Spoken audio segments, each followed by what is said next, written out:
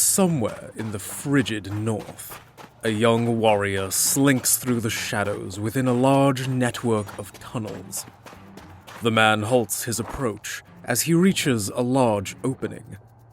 Several frost giants move about, carrying large chunks of blue crystal, setting them down before a large plateau of ice. Well, this certainly isn't ominous at all. A figure steps out onto the platform, adorned in black metallic armor. A dark energy wisps around him. The large giants kneel before the Black Knight. Without saying a word, the knight raises his hand toward the crystals, pulling arcane energy from them. The blue streams of power turn dark, filling with black and purple, as the dark energy flows into the crystals. Turner, please. Turner, please. Turner, please. And that would be my cue.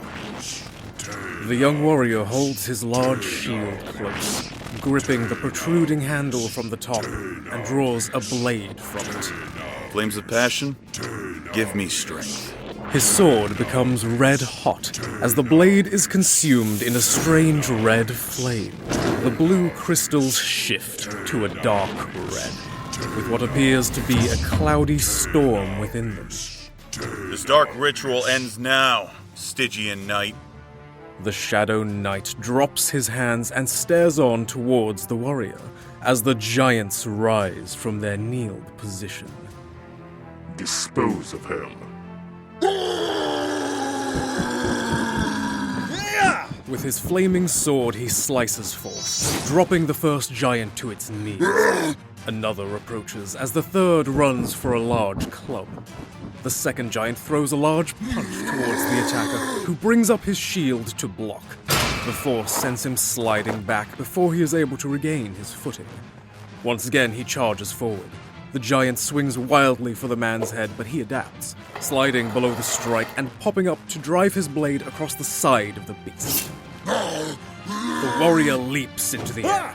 Too late, he notices the first giant back to its feet.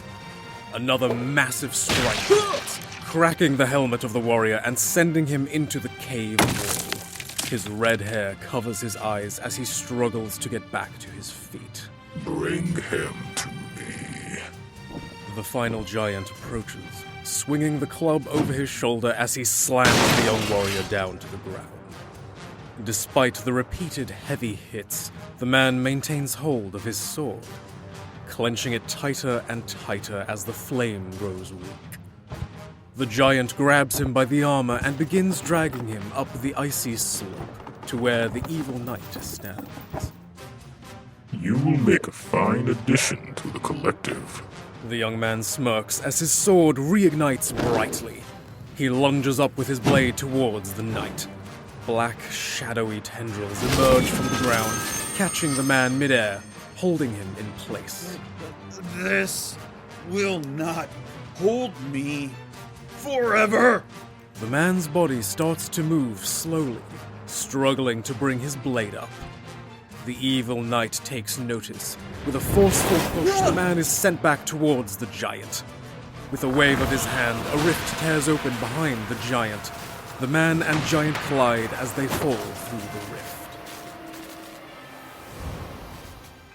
Now, Warden and Melanie stand in awe, having just witnessed Cutthroat being crushed. The giant crawls back to his feet, drawing his club.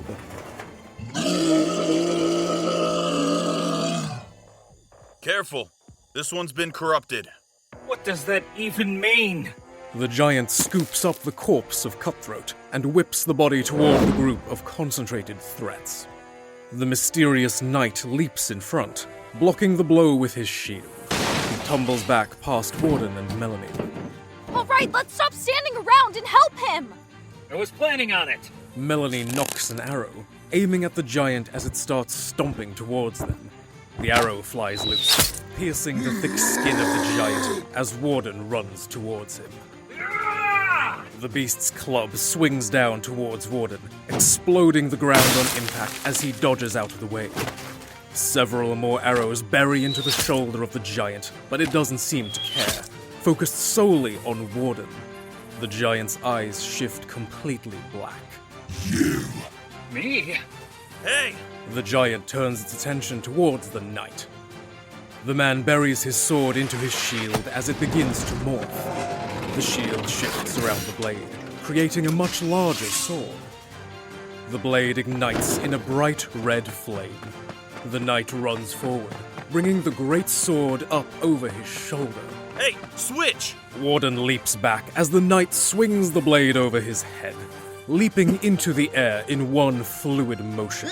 Flames trail behind the blade as he swings it forward into the cracked pavement, discharging a rising pillar of flames in front of him. The giant catches flame, crying out before the flames dissolve. The beast falls to its knees, clearly injured. Warden approaches cautiously. Hold up! A blackish-purple wraith writhes its way out of the mouth of the giant. Ugh! Gross! What the? Stop! Get back! The wraith flies after Warden, reaching for him. On impact, the wraith is rebuked from his body, bouncing towards Melanie. The knight's blade reignites as he charges, slashing upwards and through the dark beast. Okay. What just happened? Who are you? And what was that thing? That was totally wicked! Yes, that monster was indeed wicked, but the evil is no more. No, I mean, like, cool. How did you do all that? With the fire? Hello? Yes, sorry. My name is Leo Emberheart, and I'm a wielder of the flames of pride and passion. Okay, but that still doesn't explain what just happened or what the hell that thing was. That thing was a Nestor. It's a vile being of darkness that requires a host to survive in our realm. It tried to nest in you, but I'm guessing it didn't understand how synthezoids work. Well, lucky me. I'm truly grateful for the assist. But, where are we? That's a great question. I guess we never really asked about that one. Oh, so you must be traveling adventurers like myself. Perhaps I've heard of you? I'm Warden, and this is Melanie. Sup? Nope. But it's a pleasure to meet you both. Leo looks around to the buildings nearby and starts walking back towards town. Hey, where are you going? I've been here before. You don't even know where here is. No, see, I recognize this building here. The town is this way. Yeah, we know. Warden and Melanie start to follow Leo back into town. Warden catches up to Leo, looking over his shield. That is some weapon you have there. Why, thank you. It was custom made. No way. Really? Where from? I'd like to get something like... Unfortunately, I don't think we will have the time, Warden. We have to return home. Well, if you ever find yourself in the rock city of Stoneberg, check out Baron's Forge. You could tell him Leo sent you. The three continue on, reaching the safe part of town. Melanie and Warden stop in their tracks. How is that possible? It's not. Or at least, it shouldn't be. Guys, it's just a diner. But it wasn't just any diner. It was Todd's diner, restored to its humble glory. The three enter Todd's diner to see a lively crowd of people, and a familiar orc standing above the bar, telling a story. And I stared death in her beautiful silver eyes, and I said, "Not today!"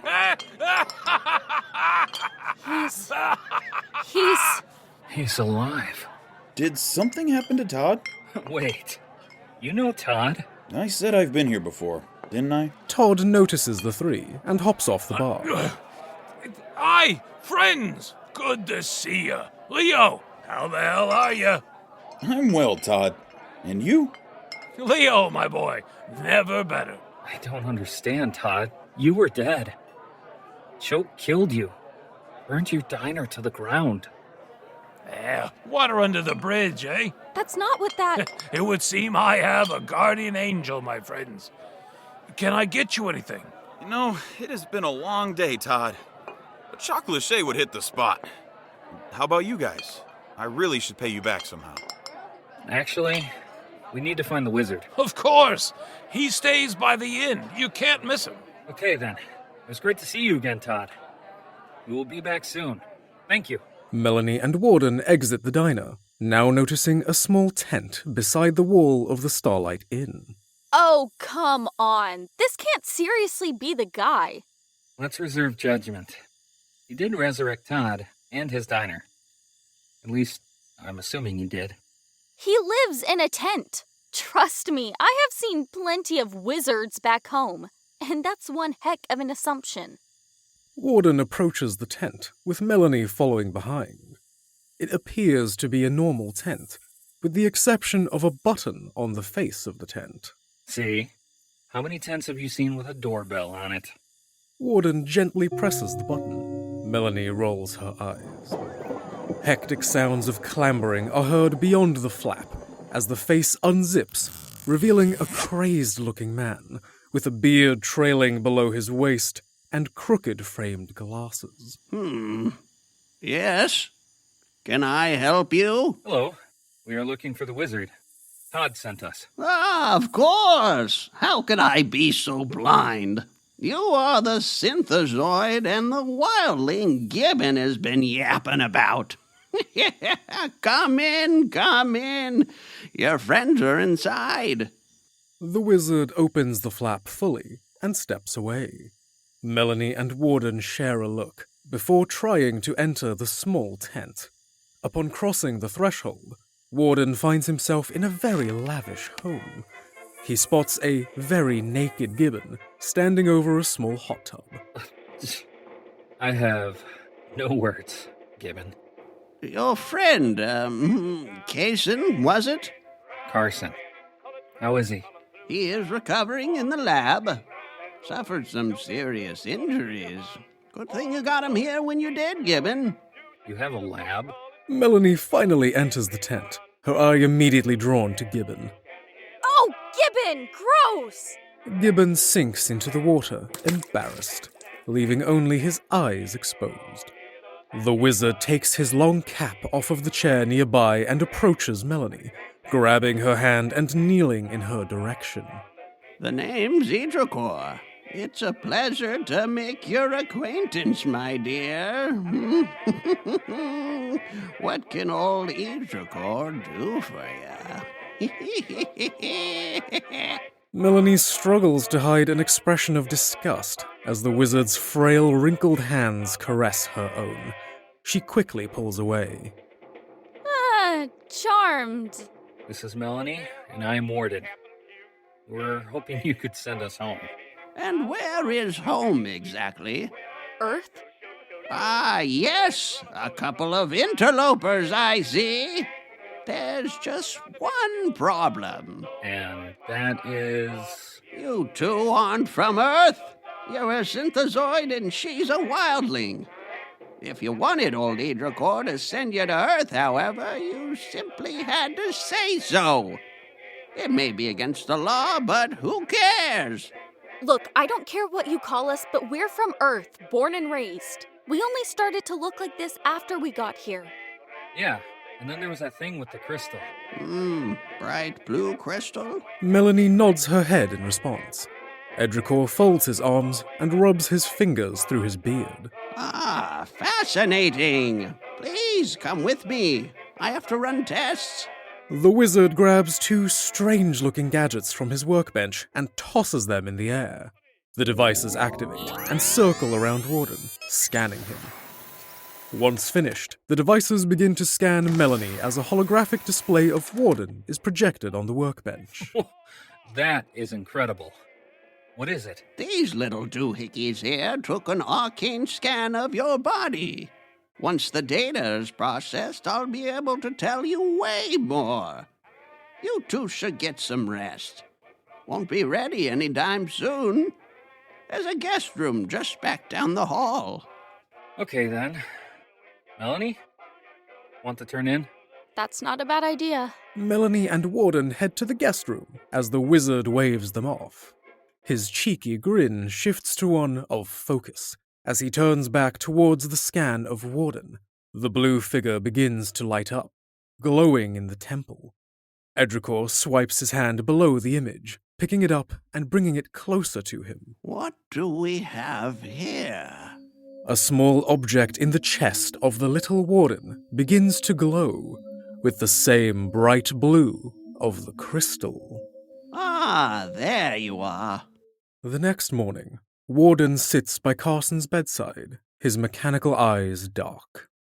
Melanie wanders about the home, curiously gazing at the wizard's peculiar collection, pausing at a strange-looking stone. Melanie reaches out to wipe the dust off. Do not touch that! The damage is done as the stone pricks Melanie's finger. Ow! Shit! Melanie pulls her hand back as blood runs down her thumb. The blood on the stone begins to glow before burning off the surface. What the hell was that? The stone begins to shake, levitating off of the pedestal. Warden rushes to the common area. What's going on? I told you not to touch my things! The stone glows brightly as it finds an open space. The common area is consumed in light. As the light fades, a small child kneels before Melanie. Why do you have a small child trapped in a stone? It's a summoner stone! I don't control what comes out! Much like how you apparently can't control your hands from touching things that don't belong to you, interloper! The boy rises, standing at attention now. Despite looking like a child, the boy has long, shaggy sideburns, fur down his arms, and a monkey-like tail protruding from his rear. Good day, ma'am! My name is Louis, and I have been assigned by the gods to be your fearless protector. No thanks? You're a child. I assure you, ma'am, despite my age and small stature, I will do everything in my power to keep you and your party safe at all times. That's okay. You can just go back into your stone and I'll set you back on the shelf. That's not how this works, I'm afraid. Little Louis here is now bound to your servitude. The boy nods in agreement. Melanie drops her head into her palm, rubbing her face. Congrats, Melanie. You have a little servant boy now. You don't call him that. I am her fearless protector, not some feeble servant boy. Jeez, my bad. Sorry, kid. Louis, is it? The boy nods, then returns to attention. Well, first off, Louis, you can relax. You don't have to be so formal. The boy relaxes his shoulders and drops his chin. Oh, right. Sorry, ma'am. Enough with this, ma'am, crap. Just call me Melanie. Warden turns his attention towards Edricor as the boy nods. So, Idricor, are those lab results ready yet? Taking a bit longer to process, I'm afraid. Why can't you send us home? We could be radioactive for all we know. I think it's best we hold tight until the results are ready. Besides, Carson is still resting. Ma'am! Melanie! You are injured! Please, allow me to tend to your wounds! Louis points to her bleeding thumb before running off. No, it's fine. You don't have to... Stop touching my things! Maybe we should go see what's happening on in town. I stepped out for a moment earlier, and it sounds like they have a celebration going on. I guess we can kill some time. Take your little boy with you. Fine. It was your rock. Louis? The boy rushes back to Melanie, dropping to his knee, offering a makeshift bandage to her. Melanie palms her face before accepting the bandage. The three exit and enter the town circle. Vendors are set up all about, drawing in locals. Leo spots Melanie and Warden, waving towards them. Hey guys! Since you didn't let me buy you dinner last night, I hope you'll at least allow me to treat you to some souvenirs. Leo's gaze lowers to the short, monkey-like child, clad in light armor. He lets out a warm smile. Well, hello there! Wait, is this your son? What? No! My name is Louis, and I am Lady Melanie's fearless protector. Oh, Peerless indeed. Now then, who's ready to go shopping? Sure. Let's see what they've got. The four walk through the crowd towards a shop with a gnome standing on a stool, shouting. Come one, come all, come see the wondrous magical goodies we have for sale. Perhaps you'd like a bottomless sack, or perhaps something more devious. Silver-tongued spectacular finds has what you are looking for. Warden approaches the kiosk, leaning over to examine various items behind the glass. Melanie and Leo approach shortly after, as Louis stands guard behind her. Greetings, travelers. See anything you like? Well, don't be afraid to ask questions. I promise I won't bite. Displayed behind the glass are various magical trinkets of unknown properties. Warden turns his attention towards the items within reach on the wall. He grabs a small pouch off the hanger, examining it. Careful with those, metal man. Shake them a bit too hard and they might explode. Woo. What are these? Those there are boom beans. Small metal beans that explode on heavy impact. Great for any occasion. Any occasion. How much? 75 gold pieces. For 100, I'll throw in a bottomless sack. Sold. Leo grabs a coin purse off his person and starts to count out the total. Oh, you don't have to do that. No, I insist. Consider it my thanks for helping me last night. Thank you. Melanie continues perusing the items when the second gnome leans over the counter. Psst. Hey, you looking to test your luck with a little game of chance? What do you have in mind? The gnome pulls out a strange-looking gacha machine. Melanie rolls her eyes. Seriously? The rules are simple.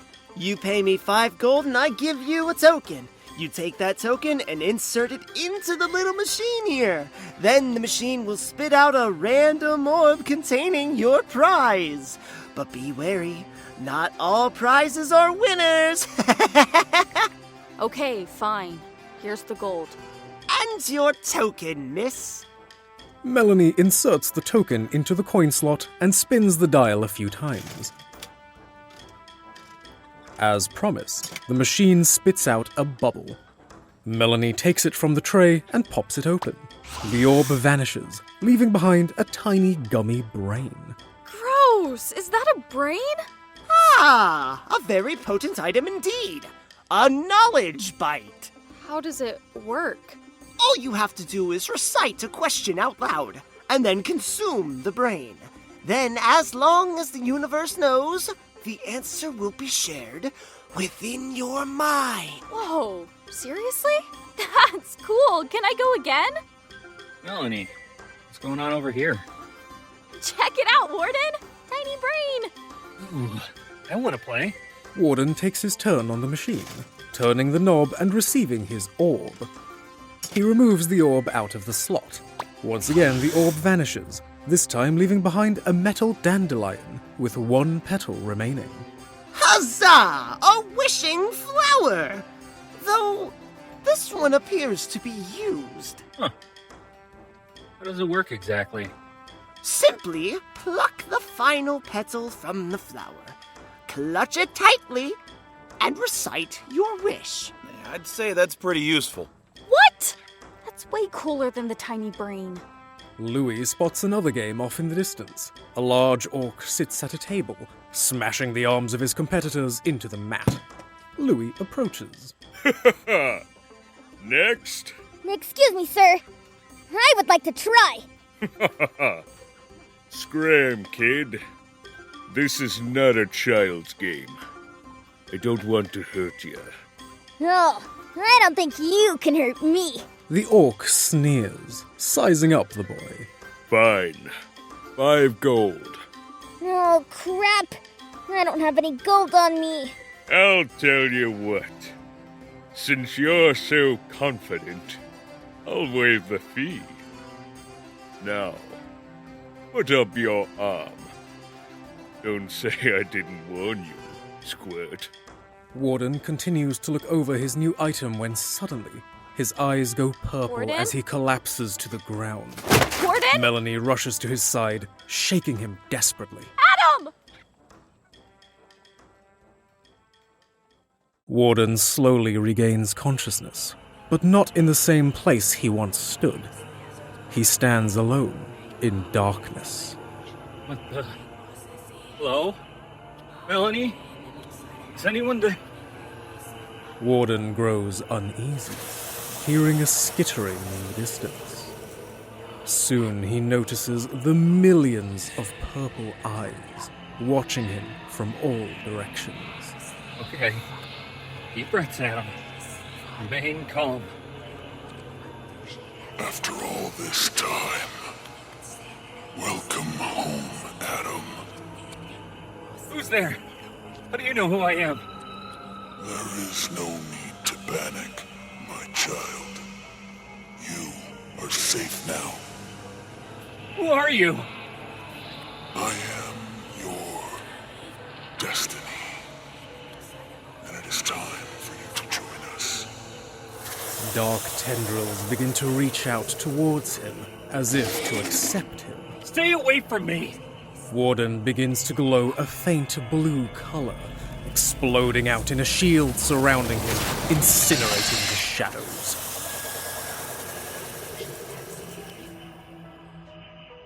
Back at the shop, Leo reaches over the counter, grabbing the gnome by his wake collar up, and lifting please. him to his face. What have you done? Whoa, whoa, whoa, whoa, whoa, whoa, wait, read the sign, read the sign! All sales are final! Now unhand my shirt collar, you dashing brute! If you had anything to do with this, I swear I did no such thing! Please let go! Put my brother down or I'll report you to the guards. Leo sneers, before lowering the gnome down, dusting off his collar. Warden's eyes light up as he awakens with Melanie leaning over him. Warden! Oh, I thought you were dead. Melanie? Where am I? looks like Lady Luck is on your side. Warden, are you okay? I'm fine. I felt like I was somewhere else. Well, you're here now. Come on, let's get you up. Melanie helps Warden to his feet. Pardon me? Melanie? May I have a turn at this game? I have my own coin. I won it from beating that gentleman over there in an arm wrestling match. Louis points to the orc, holding his hurt arm. He scoffs at the child. Oh, okay, be careful. This game is not for kids. Then it's a good thing I'm not a kid. The kid slams the coin down on the counter as Hortel hands him a token. Here you are, kid. Louis inserts the token, giving it a quick spin. He quickly swipes the orb from the machine as Warden spots a nearby tent with a sign in front of it, reading, Madame Marvel's Mystique Boutique. He slips away from the group. Leo takes notice and follows behind. Hey, Warden. Are you sure you're okay? I know I haven't known you long, but you seem rattled. Yeah. I just need some answers. Oh, this explains your interest in the psychic. This should be interesting. Warden and Leo enter the tent. Similar to Edricor's, the inside is far larger than it would seem. Many mystic items trace the wall, but Warden's focus is on the woman seated behind a crystal orb. Excuse me? Come. I know what it is you seek, Synthesoid. The crystal ball begins to change as a picture forms within. Wait, you first. She points towards Leo, ushering him to sit. Oh, no thank you. I'm good. The ball has spoken, young man. It wants you to know. Now, please, sit. Okay, fine. Leo reluctantly takes a seat, trying to look into the crystal ball. So how does this work? Hush now. I see fire. No, there's something more. Something within the flames. A powerful entity. It would seem you have attracted the ire of something truly sinister. Tread carefully, young knight, and watch your back at all times.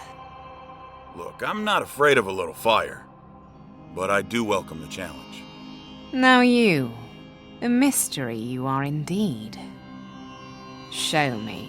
The crystal ball darkens as darkness swirls around within it. Warden feels a slight panic wash over him. Darkness clouds your destiny, Synthesoid. You are bound by it, and face it you must. How? Madame Marvel slides a large tip bowl forward. Right. Of course. Through the loss you suffer comes the strength you will need. Warden ponders the psychic's reading.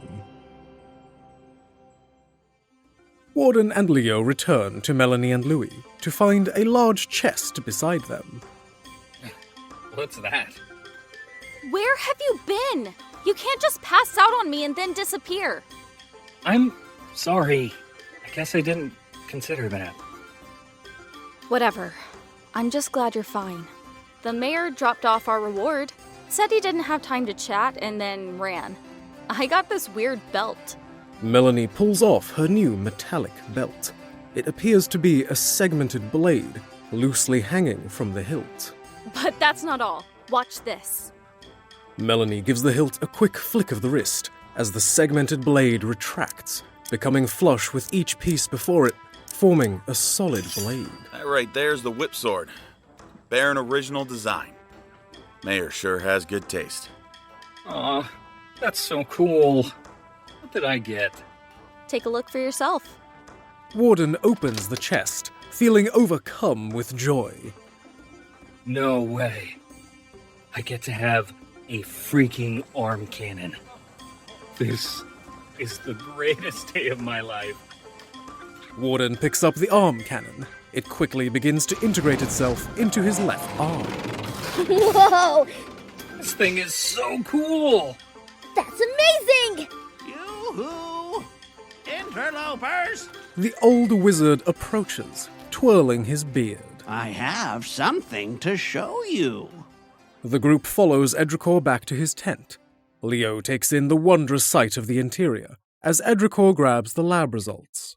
Wait, why are you here? That is a very good question. He's fine.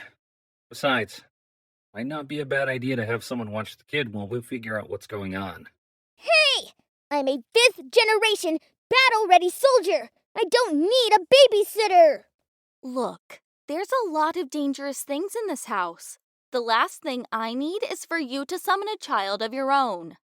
Louis hangs his head in defeat, taking a seat on a nearby cushion. Edricor returns with a smile across his face. Please tell us that's good news. Indeed. You two are very special. Oh, great. Here we go. Special how? You two have been chosen by the universe to become realm jumpers. Realm jumpers? Chosen? No way, that is amazing. I've heard stories of the realm jumpers, but I never thought I'd get to meet one in person, let alone two. Okay, but what does any of this mean? You two have been chosen to be the guardians of these realms. I've never actually heard of anyone being chosen, so you two must be extra special. That's great, but we have a home to get back to. This place? We don't belong here.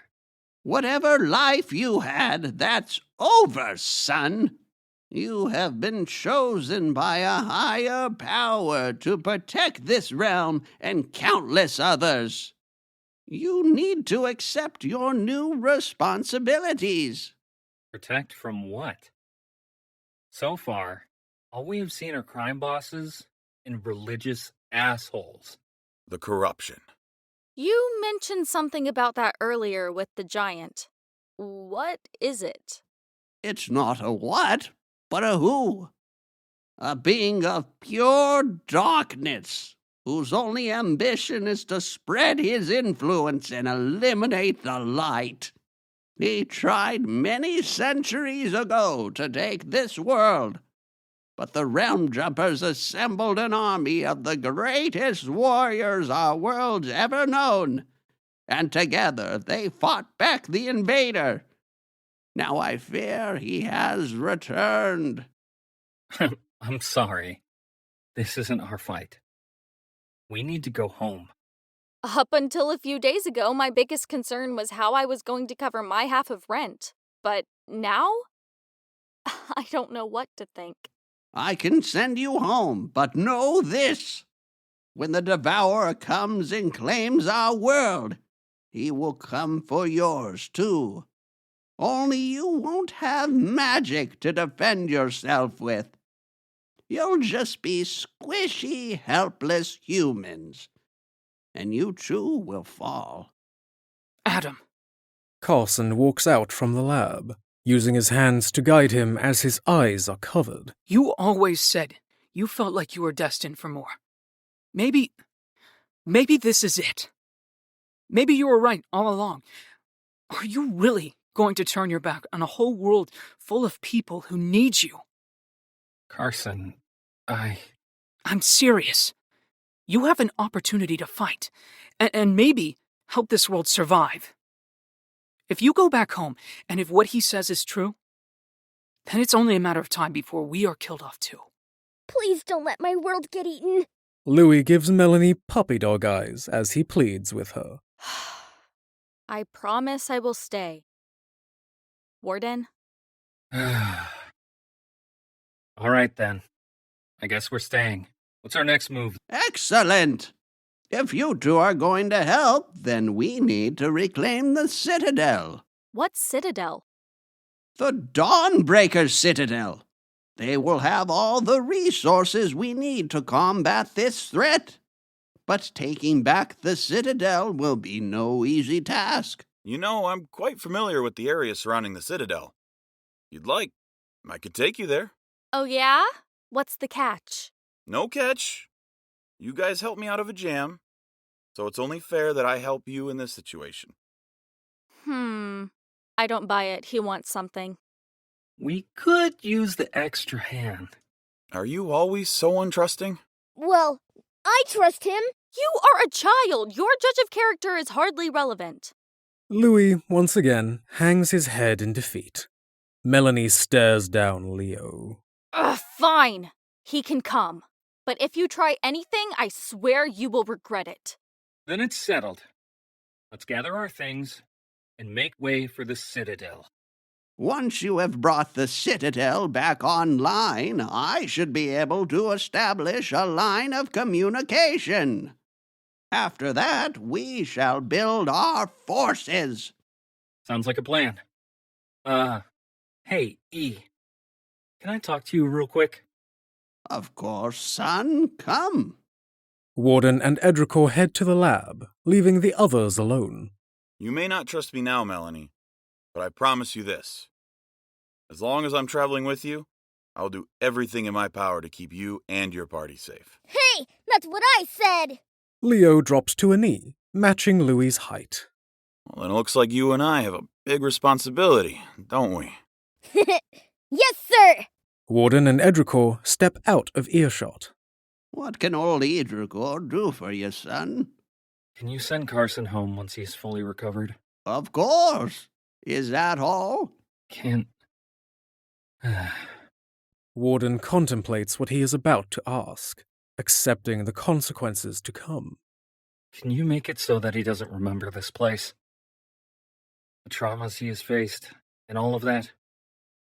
I guess I should have asked if mind altering was something you could do. It is. Are you sure you want me to do this? I'm sure. You might not understand why, but it's for the best. Then it shall be done. Oh, and here. Edricor hands Warden a small gemstone. After you have taken the Citadel, simply call out Bronzeworth, and the Keeper shall appear. Sounds good. Thank you for everything. Warden heads back into the room as Edricor stares back at him. He smiles. No, thank you, Atom. Back on Earth, a certain CEO stands before his large office window. Victor peers over the busy city below. He stumbles, feeling a sharp pain in his head. Victor, the time has come for you to return. Never. Victor places his head in his hands, grimacing, only interrupted by his assistant entering quickly. Victor regains his composure. Sir? Are you okay? I'm fine. It's talking to you again, isn't it? Yes. Which can only mean one thing. The end is coming. What are you going to do, sir? Whatever I have to.